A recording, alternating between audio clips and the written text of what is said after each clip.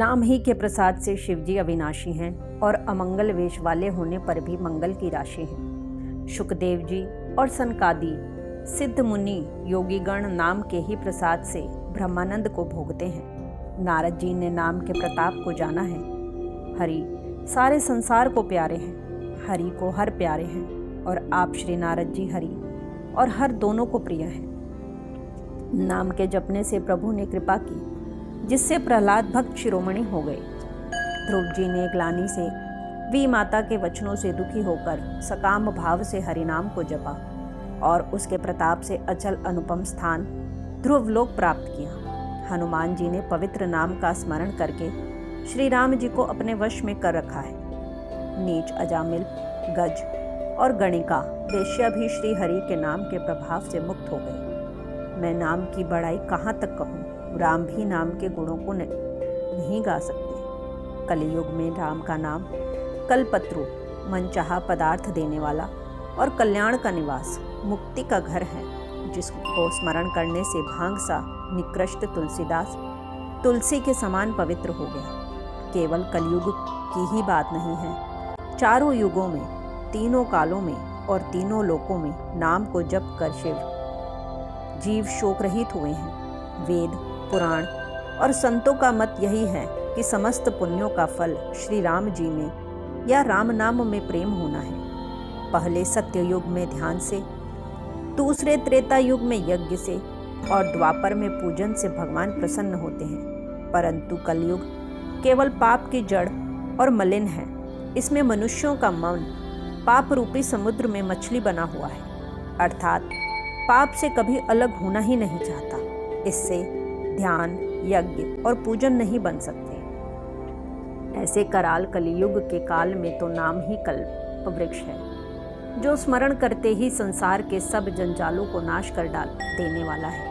कलियुग में यह राम नाम मनोवांछित फल देने वाला है, परलोक का परम हितैषी और इस लोक का माता पिता है, अर्थात परलोक में भगवान का परम धाम देता है और इस लोक में माता पिता के समान सब प्रकार से पालन और रक्षण करता है।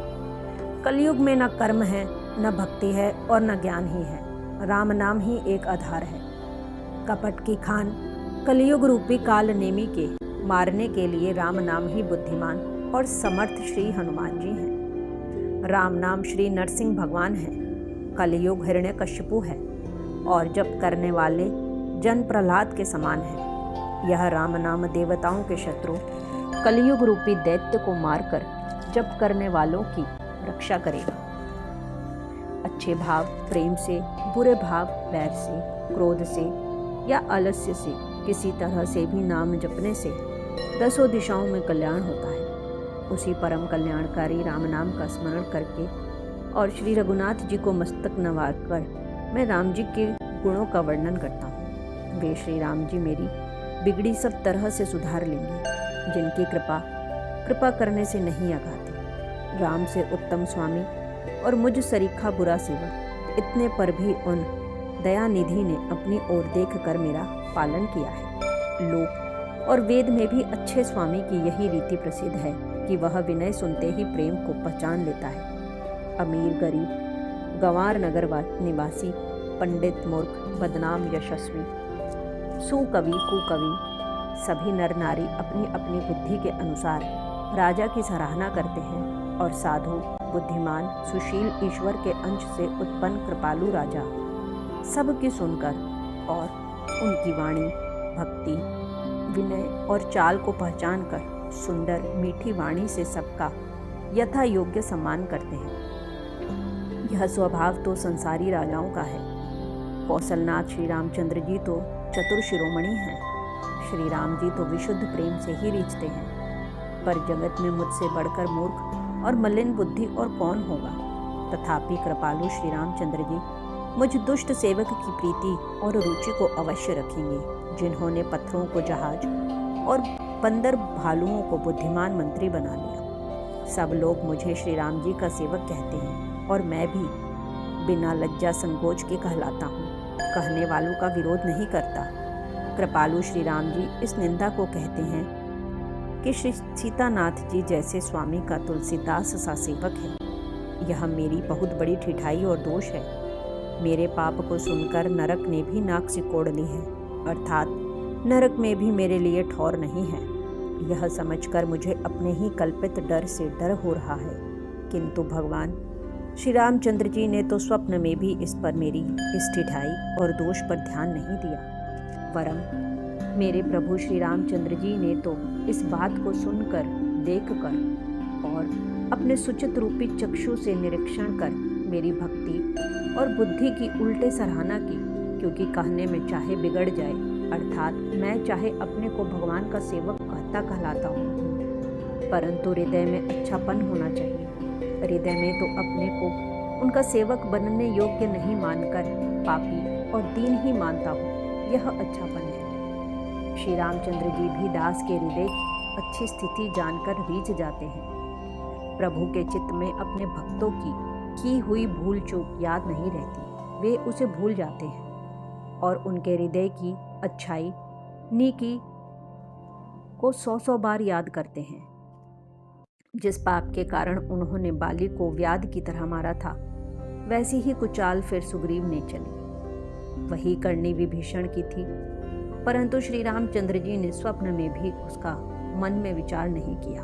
उल्टे भरत जी से मिलने के समय श्री रघुनाथ जी ने उनका सम्मान किया और राजसभा में भी उनके गुणों का बखान किया। प्रभु श्री रामचंद्र जी तो वृक्ष के नीचे और बंदर डाली पर, अर्थात कहाँ मर्यादा पुरुषोत्तम सच्चिदानंद घन परमात्मा श्री राम जी और कहाँ पेड़ों की शाखाओं पर कूदने वाले बंदर, परंतु ऐसे बंदरों को भी उन्होंने अपने समान बना लिया। तुलसीदास जी कहते हैं कि श्री रामचंद्र जी सरीखे शील निधान स्वामी कहीं भी नहीं है। हे श्री राम जी, आपकी अच्छाई से सभी का भला है, अर्थात आपका कल्याणमय स्वभाव सभी का कल्याण करने वाला है। यदि यह बात सच है तो तुलसीदास को भी सदा कल्याण ही होगा। इस प्रकार अपने गुण दोषों को कहकर और सबको फिर सिर निभाकर मैं श्री रघुनाथ जी का निर्मल यश वर्णन करता हूँ, जिसके सुनने से कलयुग के पाप नष्ट हो जाते हैं। मुनि याज्ञवल्क्य जी ने जो सुहावनी कथा मुनि श्रेष्ठ भरद्वाज जी को सुनाई थी, उसी स्वांद को मैं बखान कर कहूँगा। सब सज्जन सुख का अनुभव करते हुए उसे सुने। शिव जी ने पहले इस सुहावने चरित्र को रचा, फिर कृपा करके पार्वती जी को सुनाया। वही चरित्र शिव जी ने काकभुशुंडी जी को राम भक्त और अधिकारी पहचान कर दिया। उन काकभुशुंडी जी से फिर याज्ञवल्क्य जी ने पाया और उन्होंने फिर उसे भरद्वाज जी को गाकर सुनाया। वे दोनों वक्ता और श्रोता, याज्ञवल्क्य और भरद्वाज, समान शील वाले और समदर्शी हैं और श्री हरि की लीला को जानते हैं। वे अपने ज्ञान से तीनों कालों की बातों को हथेली पर रखे हुए आंवले के समान प्रत्यक्ष जानते हैं। और भी जो सुजान भगवान की लीलाओं का रहस्य जानने वाले हरिभक्त हैं, वे इस चरित्र को नाना प्रकार से कहते, सुनते और समझते हैं। फिर वही कथा मैंने 12 क्षेत्र में अपने गुरुजी से सुनी, परंतु उस समय मैं लड़कपन के कारण बहुत बेसमझ था, इससे उसको उस प्रकार अच्छी तरह समझा नहीं। श्री राम जी की कूड़ कथा के वेक्ता कहने वाले और श्रोता सुनने वाले दोनों ज्ञान के खजाने पूरे ज्ञानी होते हैं। मैं कलयुग के पापों से ग्रसा हुआ महामूढ़ जड़ जीव भला उसको कैसे समझ सकता था। तो भी गुरुजी ने जब बार बार कथा कही, तब बुद्धि के अनुसार कुछ समझ में आई। वही अब मेरे द्वारा भाषा में रची जाएगी, जिससे मेरे मन को संतोष हो। जैसा कुछ मुझ में बुद्धि और विवेक का बल है, मैं हृदय में श्री हरि की प्रेरणा से उसी के अनुसार कहूँगा। मैं अपने संदेह, अज्ञान और भ्रम को हरने वाली कथा रचता हूँ, जो संसार रूपी नदी के पार करने के लिए नाव है। राम कथा पंडितों को विश्राम देने वाली, सब मनुष्यों को प्रसन्न करने वाली और कलियुग के पापों का नाश करने वाली है। राम कथा कलियुग रूपी सांप के लिए मोरनी है और विवेक रूपी अग्नि के प्रकट करने के लिए अरणी, मंथन की जाने वाली लकड़ी है। अर्थात इस कथा से ज्ञान की प्राप्ति होती है। राम कथा कलियुग में सब मनोरथों को पूर्ण करने वाली कामधेनु गौ है और सज्जनों के लिए सुंदर संजीवनी जड़ी है। पृथ्वी पर यही अमृत की नदी है, जन्म मरण रूपी भय का नाश करने वाली और भ्रम रूपी मेंढकों को खाने के लिए सर्पणी है। यह रामकथा असुरों की सेना के समान नरकों का नाश करने वाली और साधु रूप देवताओं के कुल का हित करने वाली पार्वती दुर्गा है। यह संत समाज रूपी क्षीर समुद्र के लिए लक्ष्मी जी के समान है और संपूर्ण विश्व का भार उठाने में अचल पृथ्वी के समान है। यमदूतों के मुख पर कालिक लगाने के लिए यह जगत में यमुना जी के समान है और जीवों को मुक्ति देने के लिए मानो काशी ही है। यह श्री राम जी को पवित्र तुलसी के समान प्रिय है और तुलसीदास के लिए तुलसी तुलसीदास जी की माता के समान हृदय से हित करने वाली है। यह रामकथा शिव जी को नर्मदा जी के समान प्यारी है। यह सब सिद्धियों की तथा सुख संपत्ति की राशि है। सद्गुण रूपी देवताओं के उत्पन्न और पालन पोषण करने के लिए माता अदिति के समान है। श्री रघुनाथ जी की भक्ति और प्रेम की परम सीमा सी है। तुलसीदास जी कहते हैं कि राम कथा मंदाकिनी नदी है, सुंदर निर्मल चित्रकूट है और सुंदर स्नेह ही वन है, जिसमें श्री सीताराम जी विहार करते हैं। श्री रामचंद्र जी का चरित्र सुंदर चिंतामणि है और संतों की सुबुद्धि रूपी स्त्री का सुंदर श्रृंगार है। श्री रामचंद्र जी के गुण समूह जगत का कल्याण करने वाले और मुक्ति, धन, धर्म और परम धाम के देने वाले हैं। ज्ञान, वैराग्य और योग के लिए सद्गुरु हैं और संसार रूपी भयंकर रोग का नाश करने के लिए देवताओं के वैद्य अश्विनी कुमार के समान है। ये श्री सीताराम जी के प्रेम के उत्पन्न करने के लिए माता पिता हैं और संपूर्ण व्रत, धर्म और नियमों के बीज हैं।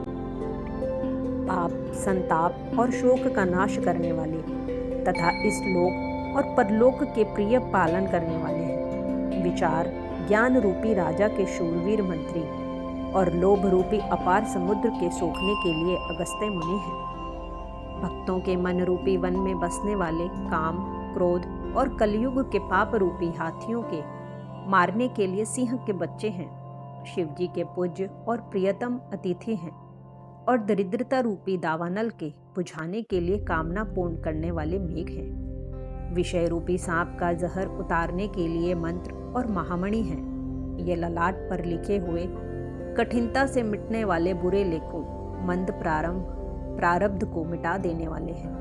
अज्ञान रूपी अंधकार के हरण करने के लिए सूर्य किरणों के समान और सेवक रूपी धान के पालन करने में मेघ के समान है। मनोवांछित वस्तु देने में श्रेष्ठ कल्पवृक्ष के समान है और सेवा करने में हरिहर के समान सुलभ और सुख देने वाले हैं। सुकवि रूपी शरद ऋतु के मन रूपी आकाश को सुशोभित करने के लिए तारागण के समान और श्री राम जी के भक्तों के तो जीवन धन ही है। संपूर्ण पुण्यों के फल महान भोगों के समान है। जगत का छल रहित यथार्थ हित करने में साधु संतों के समान है। सेवकों के मन रूपी मानसरोवर के लिए हंस के समान और पवित्र करने में गंगा जी की तरंग मालाओं के समान है। श्री राम जी के गुणों के समूह कुमार्ग, कुतर्क, कुचाल और कलयुग के कपट, दंभ और पखंड के जलाने के लिए वैसे ही हैं जैसे ईंधन के लिए प्रचंड अंगरी। रामचरित्र पूर्णिमा के चंद्रमा की किरणों के समान सभी को सुख देने वाले हैं, परंतु सज्जन रूपी कुमुदनी और चकोर के चित्त के लिए तो विशेष हितकारी और महान लाभदायक है।